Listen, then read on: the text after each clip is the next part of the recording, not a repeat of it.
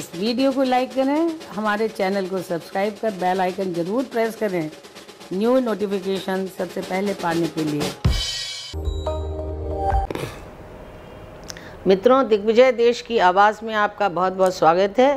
आज मेरे साथ हैं देश के जाने माने heart specialist, Padmashri gold medalist और कानपुर के गणेश शंकर मेडिकल कॉलेज के एलुमनाई डॉक्टर एम वली साहब। सर, आपका बहुत बहुत स्वागत है। Thank you ji. मित्रों, पिछले वीडियो में आपने इनके कुछ संस्मरण सुने थे। चूँकि ये तीन राष्ट्रपतियों के साथ रहे तो इन्होंने पूरे विश्व का भ्रमण किया और विश्व की बड़ी बड़ी हस्तियों से इनकी मुलाकात हुई। तो इनके उन संस्मरणों को आज आपसे शेयर कर रहे हैं। जानते हैं कि इनको कैसे कैसे अनुभव हुए। सर बताइए, आप तो बहुत लोगों से मिले हैं, बड़ी शख्सियतों से मिले हैं। जी देखिए, ये एक ऐसी नौकरी थी जिसमें हमें राष्ट्रपति के साथ जाना ही पड़ता था। तो जी, सबसे पहले हमको मिस्टर आर वेंकटरमन ने अपनी सेवा के लिए पसंद किया था। जी। और ये बड़ी अजीब एक बात थी कि राष्ट्रपति का जो डॉक्टर होता है एक बहुत सीनियर डॉक्टर होता है, जिसकी पोस्ट मेजर जनरल रैंक या मिनिस्ट्री के जॉइंट सेक्रेटरी के इक्विवेलेंट होती है। जी। और मिस्टर वेंकटरमन के जो डॉक्टर थे, एक सिविलियन थे हमसे पहले और एक ब्रिगेडियर थे। अच्छा। और 3 साल की जो उनकी स्टिंट थी उसमें उन्होंने 2 डॉक्टर बदलने के बाद मिनिस्ट्री से कहा कि हमको एक यंग डॉक्टर चाहिए। और पता नहीं यंग डॉक्टर इसलिए चाहिए था कि उनकी फैमिली की जो रिक्वायरमेंट्स थी और उनकी रिक्वायरमेंट्स थी उसके लिए शायद भाग दौड़ ज़्यादा चाहिए थी। जी। तो शायद ये पहली बार हुआ है स्वतंत्र भारत के इतिहास में कि एक 35-36 साल के डॉक्टर को राष्ट्रपति भवन में जगह मिली as a physician to the president of India. ये बड़ी बात थी। जी। और बाकायदा इसके लिए वो हमको जानते नहीं थे। जी। ना किसी ने उनसे रिक्वेस्ट की थी हमारे लिए, ना रिकमेंड किया। जी, मिनिस्ट्री से कहा कि आप बेस्ट सीआरस देखकर उसमें से 6 सीआरस हमारे पास भेजिए और उसमें से हम इंटरव्यू करेंगे। तो उन्होंने इंटरव्यू किया 6 डॉक्टर्स का, जिसमें मेरे सीनियर्स भी थे, जिनके साथ मैं काम कर रहा था वो भी थे। और फाइनली मेरा अपॉइंटमेंट हुआ और बाद में उनके सेक्रेटरी ने बताया कि तुम्हारा अपॉइंटमेंट 2 वजह से हुआ। एक तो इस वजह से हुआ कि उन्होंने तुमसे पूछा था कि तुम कैसे उनका इलाज करोगे और तुमने बताया था कि मैं जैसे और मरीज़ों का इलाज करता हूँ आपका भी इलाज वैसे ही करूँगा। आपका मान सम्मान मेरे मस्तिष्क में रहेगा, दिल में रहेगा। जी। और दूसरी बात तुमने उनसे ये बताई थी कि मैं अपने धार्मिक गुरु से रोज़ आधे घंटे के लिए मिलने जाता हूँ और वो मुझे छुट्टी चाहिएगी। उस ज़माने में मोबाइल फ़ोन वगैरह नहीं होते थे, तो हम जहाँ मिलने जाते थे उसके सामने एक पान वाले की दुकान का नंबर होता था, वो दे के जाते थे राष्ट्रपति भवन में। खैर कभी ऐसा नहीं होता था, हम जल्दी आ जाते थे। फिर हमने राष्ट्रपति भवन में पेजर इंट्रोड्यूस कराया फर्स्ट टाइम।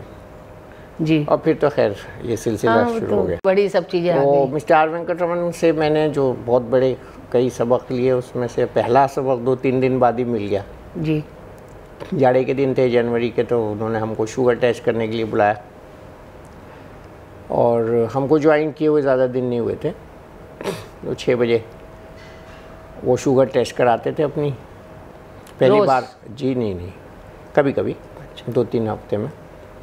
6:02 हो गए थे जब हमने उनका दरवाज़ा नॉक किया तो उनका अटेंडेंट कुलानंद होते थे, वो बाहर आए बड़े मुस्कुराते हुए और कहा, डॉक्टर साहब अब तो साहब ने कॉफ़ी पी ली। तो मैंने घड़ी देखी तो 6:02 हो रहे थे और मुझे बड़ी शर्मिंदगी भी हुई, डर भी लगा और एक ग्लानी सी हुई कि मैं लेट क्यों हुआ। फिर मैंने 2 ही मिनट की बात। जी, 2 मिनट का तो बहुत बड़ा वक्त होता है ना। तो मैंने आपको पिछले वीडियो में बताया था कि जब वो उनसे जो मैंने एक चीज़ सीखी थी पंक्चुअलिटी थी, और वो 15 मिनट पहले तैयार होकर बैठे रहते थे अपने किसी भी अपॉइंटमेंट से। जी। तो ऐसे ही लोग दूसरे से भी एक्सपेक्ट करते हैं कि वो उनके वैल्यू करे टाइम की। तो ये बहुत बड़ा सबक था और उसके बाद में कभी किसी जगह जाने में लेट नहीं हुआ। ये छुपी हुई बात नहीं है जो सिर्फ ये जानते हैं या वो लोग जानते थे जो चले गए ऊपर। जी, तो फिर ये लतीफ़ा हो गया ब्लू वन। हाँ नहीं, मतलब ये एक इसमें ऐसा हमारे लिए टीचिंग थी, काम हमें कोई वो नहीं हुआ, यानी वीआईपी ट्रेनिंग में आपको बहुत रिस्पॉन्सिबल होने की ज़रूरत है। रिस्पॉन्सिबल, और you should have everything in hand. जी, जैसे आपको याद होगा अखबारों में फ़ोटो छपी थी, शंकर दयाल शर्मा साहब गिरे थे राजीव गांधी जी की समाधि पर। जी हाँ। तो जब वो संभले तो मैंने उसी वक्त में उनके पास था और मैंने उनसे कहा सर मैं आपकी ड्रेसिंग कर दूं, तो वो ही वॉज सरप्राइज्ड कि क्या तुम यहाँ कर सकते हो। मैंने कहा बिल्कुल कर सकता हूँ। फिर जाकर राष्ट्रपति भवन में की, तो हमको वेल इक्विप्ड रहना होता है हर वक्त। तो जैसे लेह गए थी हमारी एक एंटोरेज, तो उसमें one of the family members इनके वेंकटरमन साहब का वो सिक हो गई। अच्छा। तो वहीं हमको सब अरेंज करना पड़ा। तो हम ऐसा रखते थे अपना सेटअप कि चलता फिरता हॉस्पिटल टाइप।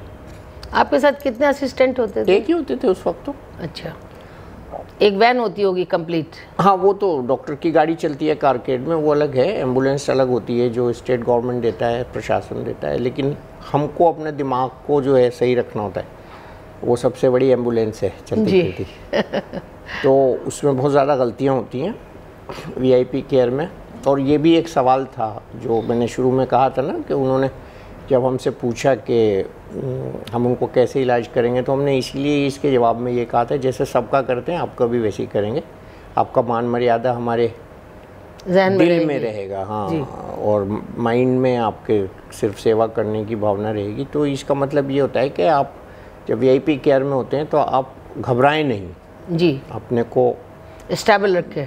हाँ, और वो भी एक मरीज़ हैं उस वक्त जो आपके वीआईपी हैं। तो अगर आप ये समझेंगे हम वीआईपी का इलाज कर रहे हैं तो लामोहल्ला गलती होगी। ये शायद पॉजिटिव हमारी साइड रही हमेशा। तो कभी भी ऐसा मौका जब आए इमरजेंसीज़ के, तो हम या तो मौजूद रहे या हम फ़ौरन पहुंच गए। मुस्तैदी से आपने मोर्चा संभाल लिया। हाँ, बगैर घबराए हुए। हाँ, और ऐसा बहुत हुआ ही नहीं कभी कि एक डॉक्टर 3 प्रेसिडेंट्स का डॉक्टर रहा हो। ये शायद अपने आप में यूनिक है। हमारे साथ कुछ बहुत अच्छा किसी चीज़ का सिला है जो उन्होंने हमको दिया और ये मौका मिला। तीनों में डॉक्टर साहब क्या डिफरेंस वो रहा, गैप या कंटिन्यूअस रहा? देखिए, ये तो कंटिन्यू थे ना। वेंकटरमन साहब के बाद डॉक्टर शंकर दयाल शर्मा बने, उसके बाद हमको गवर्नमेंट ने मिस्टर वीपी सिंह के साथ लगा दिया था। वो उस वक्त बहुत सीरियस पेशेंट थे सरकार के।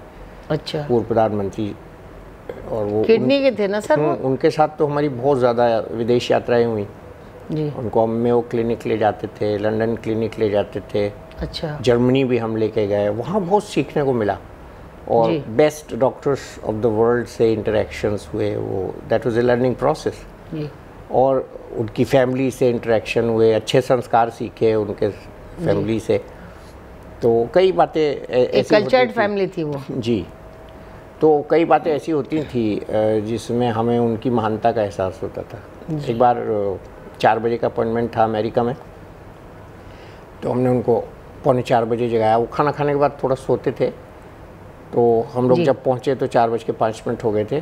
तो रिसेप्शन डेस्क से हमको बताया गया कि अब आपका अपॉइंटमेंट 4:30 का हो गया, आप 4 बजे नहीं आए थे इसलिए दूसरा पेशेंट अंदर चला गया। तो थोड़ा नाराज़ हुए विश्वनाथ प्रताप सिंह साहब, और हमने खामोशी से उनकी बात सुनी, सॉरी बोला। लेकिन रात को उन्होंने हमको गई रात उठाया और हमको बुला के कमरे में सॉरी बोलने लगे। तो मैंने कहा नहीं, ऐसा मत कीजिए। कह लगे डॉक्टर साहब वो अपॉइंटमेंट आपने नहीं फिक्स कराया था, वो दिल्ली से फिक्स हुआ था। जी। तो अच्छा, जब उनको नॉलेज हुई, हाँ, इतनी महानता थी और इतने उनके संस्कार अच्छे थे कि उन्होंने मुझे जैसे एक छोटे आदमी से अपनी गलती का इजहार किया। तो मतलब ये इसलिए मैं नहीं कह रहा हूँ कि मैं ठीक था, लार्ज हार्टेड थे। हाँ, वो मुझे रोना आ गया था जब उन्होंने मुझसे बात की बुला के। तो मुझे बिल्कुल रोना आ गया और मुझे लगा कि ऐसा नहीं होना चाहिए था। तो होता रहता है। तो ये इसलिए मैं मेंशन कर रहा हूँ कि all these great man have some quality. जी। और वो तो खैर राजा साहब थे। हाँ। आपको उनमें और क्या खासियत दिखती थी? वक्त के पाबंद थे, उनको बहुत नॉलेज थी। मैं 14-14 पेज के 20-20 पेज के नोट्स बना के ले जाता था जब वो कोई काम बताते थे, तो एकदम ऐसे देखते थे, कहते थे आपने इसमें वो तो लिखा ही नहीं। अच्छा। तो वो हमेशा हमसे ज़्यादा जानते थे जी।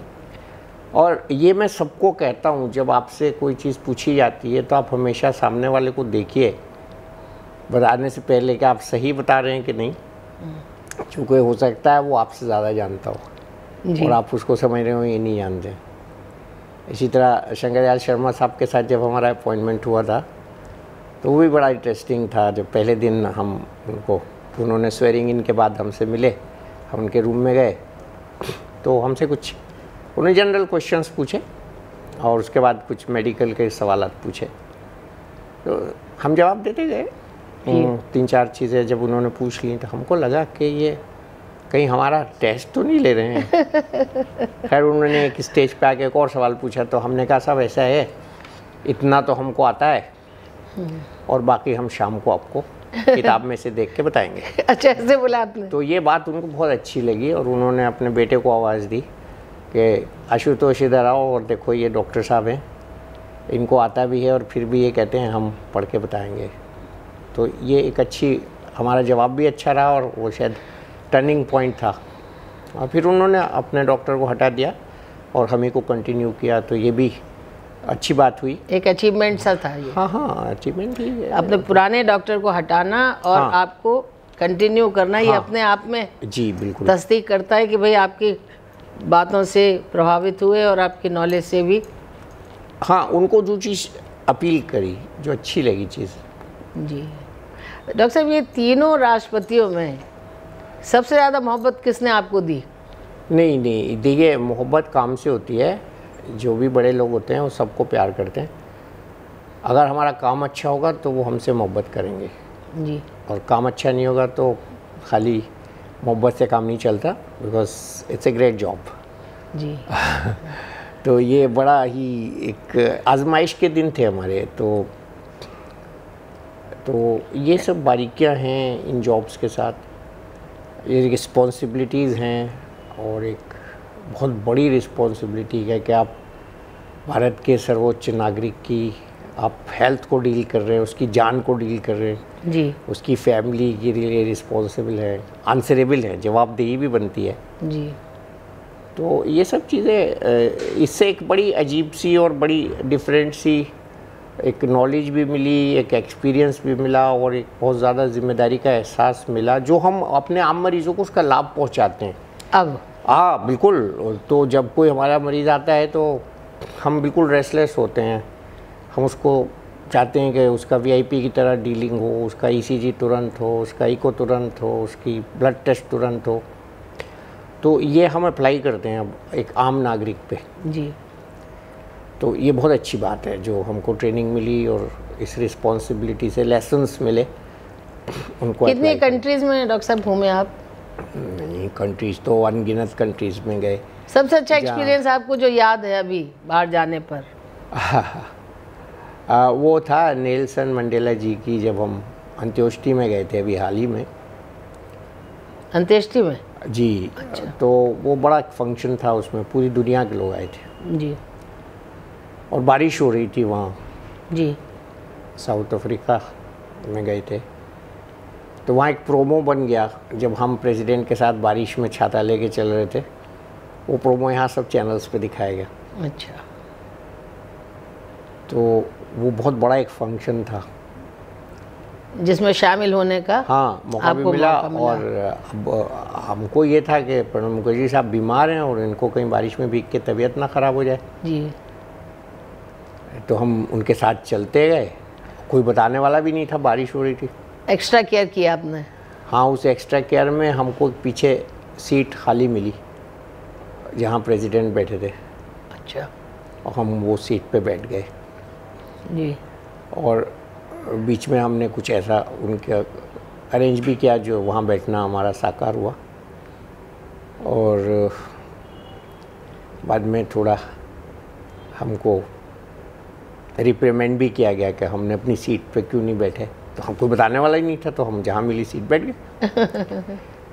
और हमने उनकी जो बीमारी थी उसके बाद से हमने ये प्रोविज़न बनवाया कि जो डॉक्टर है प्रेसिडेंट का जी। वो सलामी मंच के ऊपर जो पीछे छुपी हुई सीट्स होती हैं 5-6 जिसमें एडीसीज बैठते हैं जी, वहीं बैठेगा। और अब physician to the president of India ऊपर बैठते हैं मंच पे, प्रेसिडेंट के एकदम पीछे।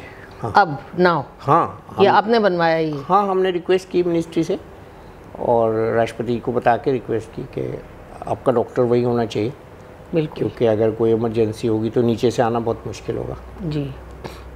तो ऐसी कुछ चीज़ें हुई थी उनके दौरान और उन्होंने बहुत प्यार दिया हमको। और प्रणब मुखर्जी साहब ने सभी से मिला बहुत। देखिए, जो डॉक्टर होता है ना वो फैमिली की तरह हो जाता है। डॉक्टर साहब, कभी उन्होंने प्रोटोकॉल तोड़कर आपसे कॉफ़ी चाय पे गुफ्तगू की? नहीं, अब तो रोज़ रात को बैठ जाते थे उनके साथ। जब रात को उनको लास्ट में देखते थे अक्सर हम कोई बात जब छेड़ देते थे तो उस पर काफ़ी उनकी नॉलेज होती थी तो पूरा बताते थे उसके बारे में। तो कभी कभी बहुत अच्छा लगता था, सीखने को मिलता था। और डॉक्टर शंकर दयाल शर्मा भी रात को ही बुलाते थे, देर रात में बुलाते थे। देर रात में? एक बार तो हमारी वाइफ की डिलीवरी होने जा रही थी और हमको वहाँ जाना था, लेकिन वहाँ बुला लिया गया। एक बार हम अपनी 25वीं सालगिरह का केक काट रहे थे, वेडिंग एनिवर्सरी का, और कॉल आ गई तो बीच फंक्शन में हमको केक काटते काटते छोड़ के जाना पड़ा। और जब हम वापस आए तब तक सब मेहमान जा चुके थे। तो ये जो ड्यूटी कम्स फर्स्ट वाला जो है ये सब जगह लागू होता है। तो ये अच्छी मधुर यादें हैं और इसमें अपने काम को पहचानना और अपनी जिम्मेदारी को पहचानना। डॉक्टर साहब, ये इस तरह के काम करते हुए वाइफ से कितनी बार नोक-झोंक हुई? नहीं, वो समझदार हैं, उनको पता है। क्योंकि इमोशनल पॉइंट्स है ना? इमोशनल पॉइंट्स तो हैं, लेकिन जाना है तो जाना है। जो नोक झोंक का सवाल ही नहीं है, क्योंकि I am not going to waste my time, I am going for a sovereign duty. Sovereign duty. Sovereign duty. जी। अब कहीं आग लग रही है और फायर की गाड़ी में फायरमैन जा रहा है तो उसको अपने घर की थोड़ी कंडीशन देखनी है। ऐसे कई मौके आए होंगे डॉक्टर साहब, बहुत जब आपने घर की खुशियां सेक्रीफाइस करी होंगी। हाँ, अब क्योंकि उसको फ़र्ज़ को अंजाम देने के बाद जो खुशी मिलती है वो शायद उससे बड़ी होती है। जी। जो हम उस वक्त सोवरेन ड्यूटी करके प्रसन्नता पाते हैं तो वो बहुत बड़ी होती है। और इसको मैं इस तरह से ही देखा मैंने हमेशा, और कोई प्रॉब्लम नहीं हुई और एक अच्छी मिसाल कायम हुई जब भी हमने अच्छा काम किया और उसको सब ने अप्रिशिएट किया। एक बार एक प्रेसिडेंट थे मामून अब्दुल गयूम, वो जा रहे थे और उनका ब्लड प्रेशर एकदम से बढ़ गया और हमें बुलाया गया और उनका ब्लड प्रेशर बहुत हाई था। और कोई डॉक्टर होता मेरी जगह तो उनको एडमिट करा देता, लेकिन मैंने उनको वहीं उनके रूम में ही, जो गेस्ट विंग था राष्ट्रपति भवन का, वहीं ट्रीट किया। और उनके डॉक्टर से भी बात की वहाँ जी।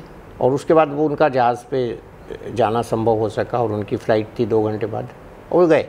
उसके बाद मुझे बड़ा अच्छा एक प्रोटोकॉल ने और मिलिट्री सेक्रेटरी ने राष्ट्रपति जी के एक चिट्ठी लिखी और उसमें एक जुमला मुझे अभी तक याद है कि अगर हम वहाँ ना होते, आप वहाँ ना होते, उन्होंने लिखा, तो शायद प्रेसिडेंट की उस दिन की फ़्लाइट पर वो नहीं जा सकते। कहाँ के प्रेसिडेंट थे? मामून अब्दुल गयूम साहब अफ्रीकन कंट्री के प्रेसिडेंट थे। अच्छा, ओके। तो मैं इसलिए ये बता रहा हूँ ना कि छोटी सी भी जो एक्शन होता है ना डॉक्टर का, वो बहुत इम्पोर्टेंट होता है। और ऐसे एक और वाक़या है बड़ा अच्छा, तो वो याद आ गया, वो आपने हरारे का वाक़या है। शेरेटन में हम लोग ठहरे थे और डॉक्टर शंकर दयाल शर्मा का जन्मदिन था। जी। शेरेटन होटल में? हरारे में जी। अच्छा, हरारे में, ओके। तो प्रेसिडेंट साहब ने हमको बुलाया जी। वो इस तरह के अपने काम के लिए हमको बुलाते थे कभी कभी जब ज़रूरत होती थी।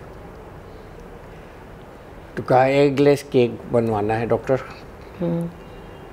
खैर मुझको पता नहीं था एगलेस केक अफ्रीका जैसे मुल्क में, शेरेटन जैसे होटल में मुश्किल होता है। तो मैंने पूछा और पूछते पूछते मैं -4 लेवल पे था, उनका जो बेकरी थी वहाँ गया। तो वहाँ बहुत ही हैफ्टी और लंबा चौड़ा है उनका जो वहाँ का स्टाफ का शेफ़ था जी, बेकरी का, और बहुत ऊंची उसने वाइट कैप लगाई हुई थी। उसके पास में गया तो उसने मुझे पहचान लिया, शायद उनके पास लिस्ट होती होगी जी। कौन कौन प्रेसिडेंट के साथ आया। यस डॉक्टर, मैंने कहा I need an eggless cake.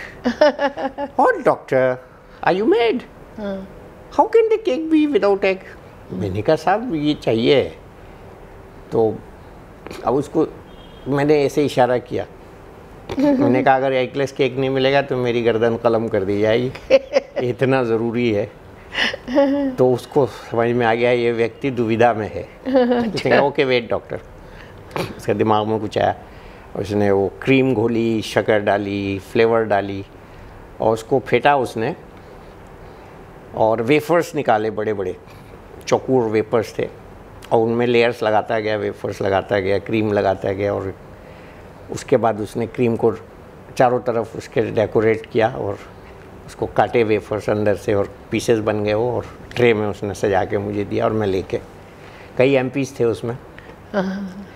तो ले आए डॉक्टर, हाँ मैंने कहा साहब ले आया। फिर सब ने बहुत एंजॉय किया और बहुत उसको पसंद भी किया कि यहाँ इसने कैसे मैनेज किया, बनवा के लेके आ रहा है। तो इस तरह की चीज़ें बहुत पर्सनल हो जाती हैं और बहुत याद रहने वाली होती हैं। अब पूरे घर की भी मोहब्बत मिलती है। हाँ वो तो खैर है ही, लेकिन मुश्किल वक्त में दिमाग का काम करना भी, इसमें वो भी ट्रेनिंग हो जाती है। तो presence of mind. Shankar Dayal Sharma को चूसने वाले आम भी बहुत पसंद थे। अच्छा। तो मैंने भोपाल के नवाब साहब से रिक्वेस्ट की, हाँ। तो उन्होंने भेजा, फिर मैं रात को ले गया। बहुत पसंद किया उन्होंने। अच्छा, आम चूस के खाते थे? वो वाले आम बहुत पसंद थे। हाँ वो रेयर वैरायटी होती है आम की, अभी भी कभी कभी हमारे बाग में आता है। तो मतलब ये था कि अच्छी चीज़ उनको याद रहती थी कि वो जो मुश्किल काम होते थे वो हमको बता देते थे। तो ये सब एक्सपीरियंसेस ऐसे रोज़ होते हैं।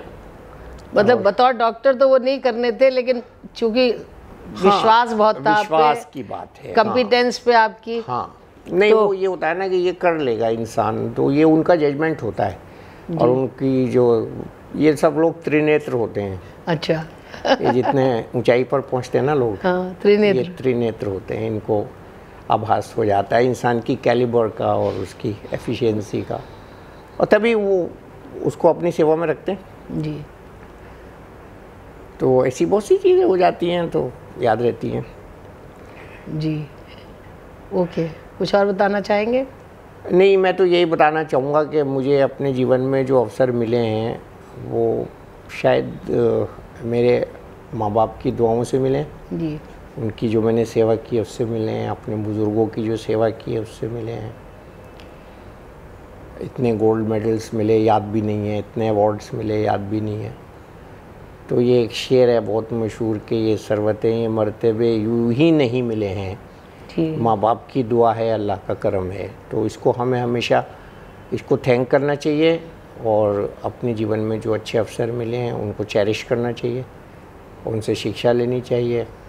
और यही कहूँगा कि मेडिकल प्रोफेशन एक बहुत पाक प्रोफेशन है, इसकी रियायत और इसकी ज़िम्मेदारी को महसूस करते हुए मेरा ये मैसेज है उन लोगों के लिए जो देख रहे हैं कि आप जहाँ भी हों अपने कर्तव्य का पालन कीजिए।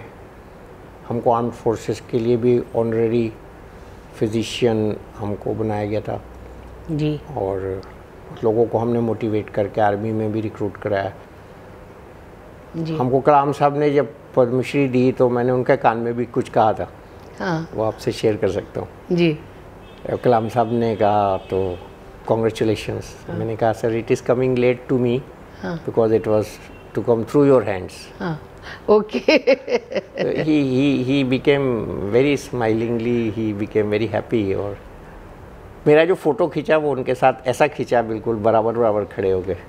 ऑफिशियल जो फ़ोटो होता है आमने सामने खड़े हो गए वो वाला तो खींचा ही।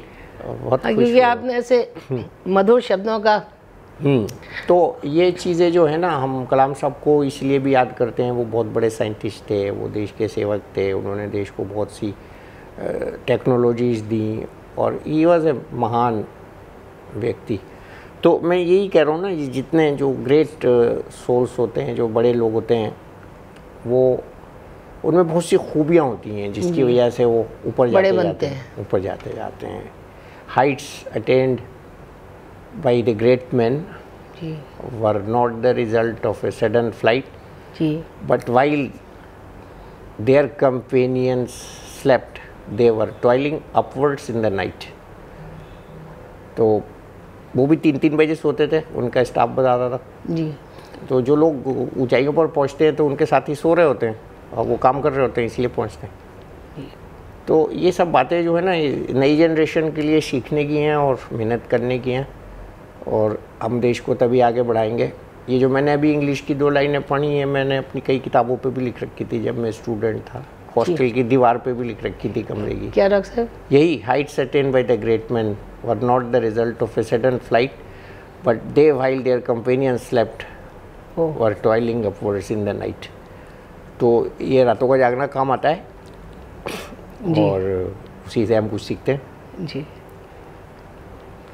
मित्रों, आपने देखा डॉक्टर साहब जो है अपनी मेमोरी लेन में चले गए और कितना विश्वास किया लोगों ने, बड़े लोगों ने इन पर। देश के पहले फर्स्ट जो सिटीजन है उन्होंने कितना विश्वास किया, और जो काम इनके नहीं भी थे तो इन्हें फैमिली मेंबर का दर्जा मिला, और उस दर्जे की वजह से, उस अफेक्शन की वजह से बहुत सारे इनसे दूसरे भी कई बार इनको दूसरे काम भी सौंपे गए जो इन्होंने बहुत उम्दा तरीके से परफॉर्म किए। और आपने देखा कि इन्होंने कितनी आपको काम की बातें बताई। पंक्चुअल होना, अपने काम के लिए अलर्ट होना, अपनी चीज़ों को संभाल के एडवांस में प्लान करके रखना, क्योंकि आप बड़े आदमियों के साथ होते हैं तो वो आसान नहीं होता। अपनी पोजीशन और अपनी एफिशिएंसी बनाए रखना आसान नहीं होता। और डॉक्टर साहब ने कितनी चीज़ें आपको बताई हैं, अगर आप थोड़ा भी सुकून से इसको सुनेंगे, समझेंगे, तो आप कुछ ऐड ऑन करेंगे अपनी लाइफ में, क्योंकि इन्होंने कहा प्रयत्नों से ही सब कुछ संभव है। जब आपके प्रयत्न होंगे तो नसीब को बदलना ही पड़ेगा। तो दोस्तों, आज के लिए बस इतना ही। मिलते हैं फिर एक और नए एपिसोड के साथ। तब तक के लिए कैमरामैन सुनील गौतम के साथ मधु श्रीवास्तव का नमस्कार। इस वीडियो को लाइक करें, हमारे चैनल को सब्सक्राइब कर बेल आइकन ज़रूर प्रेस करें न्यू नोटिफिकेशन सबसे पहले पाने के लिए।